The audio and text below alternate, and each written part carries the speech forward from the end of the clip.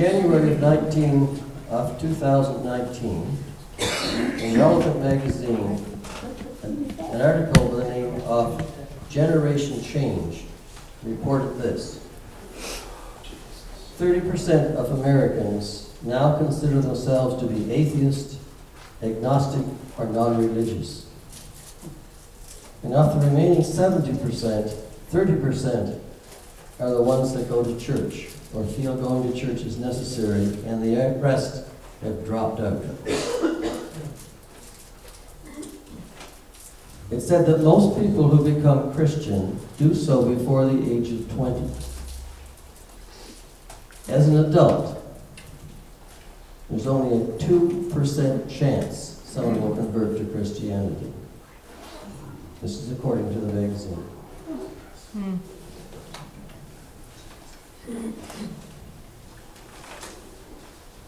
Ecclesiastes chapter 6, verse 7 says this: all man's labor is for his mouth. All man's labor is for his mouth, and yet the soul is not satisfied. Some versions say that the appetite is not satisfied. In some countries, it's true that all men's labor go to feed themselves. They have to work all the time to put food on the table for themselves and for their family. It's not quite so true in the Western world for most people. But many people still labor to satisfy their appetites. And not necessarily their appetites for food, but their appetites. Ecclesiastes chapter 6, verse 9 says, better is the sight of the eye than the wandering of the desire. Because many people labor their whole lives to fulfill their desires that they want. So people labor and work, spend hours and days and years to get the toys and the devices that they think will give them pleasure. A bigger house, a bigger car, a longer vacation, a more exotic trip. You name it. We labor to satisfy our needs. But yet the soul never seems satisfied. When the Hebrews left Egypt for the promised land, they had seen what God had done. And yet they weren't into their journey any time when they started complaining they had no food. They had no water. When God gave them manna, they complained that it was too much of the same. They wanted meat. They were never satisfied. It says in Psalm 106, 13 to 15, they soon forgot his works. They did not wait for his covering, but lusted exceedingly in the wilderness and tested God in the desert. And he gave them their requests, but sent leanness into their soul. He gave them their physical needs, but sent leanness into their soul.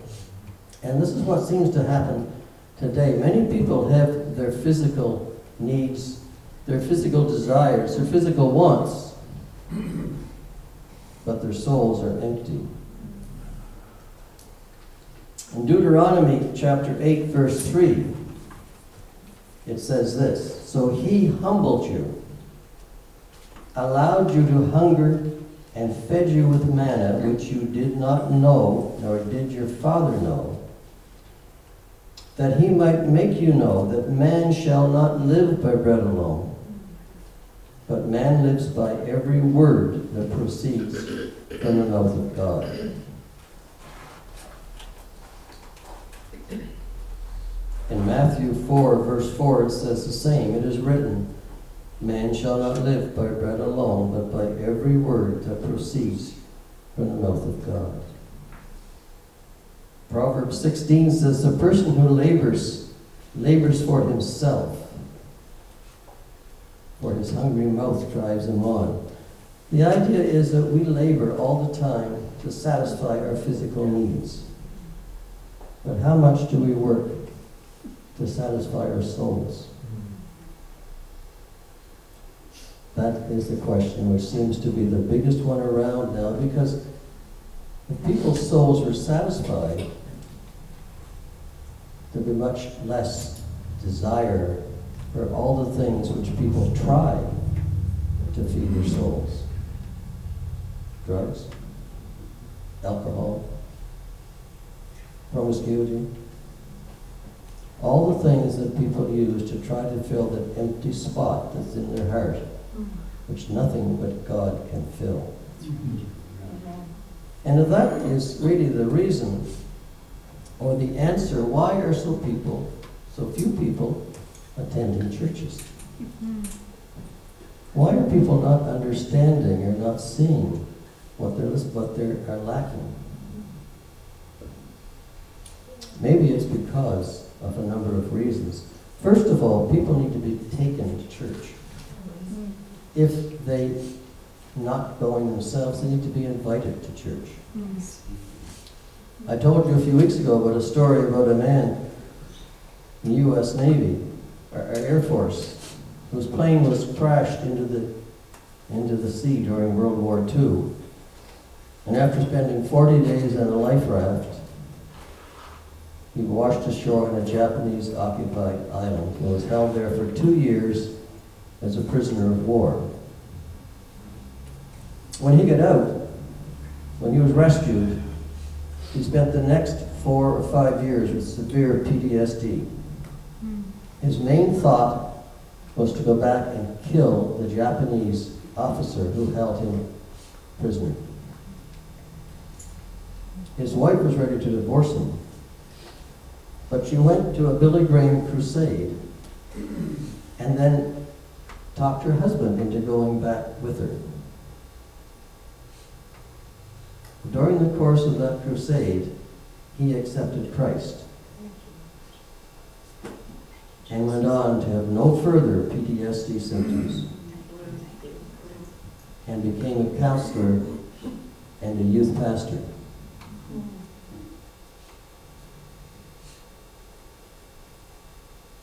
If you read the paper this week,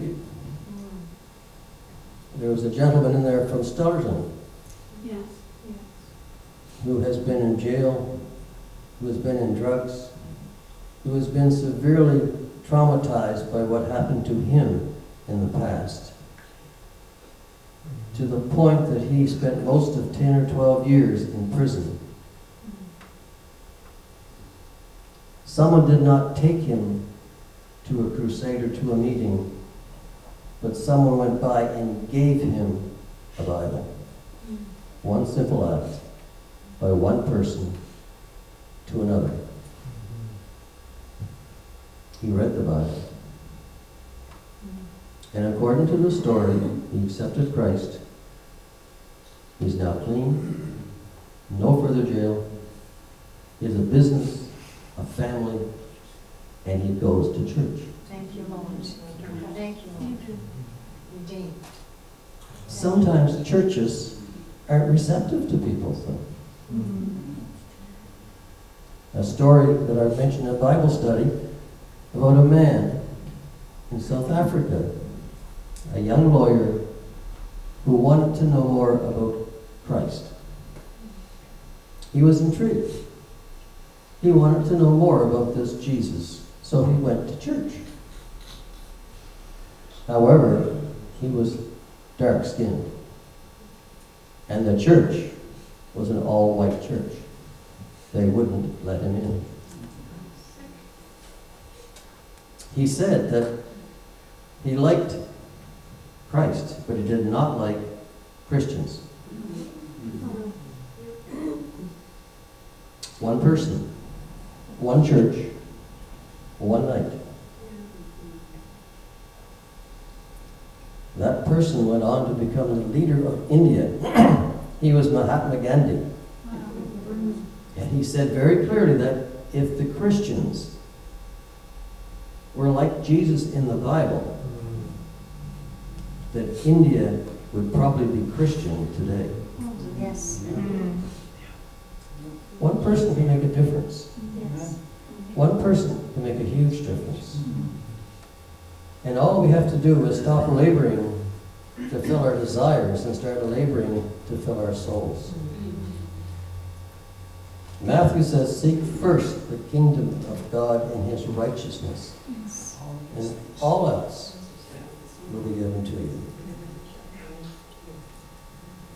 We need to fill our souls as much as our appetites, as much as our desires. And that is something we should all think about. Yes.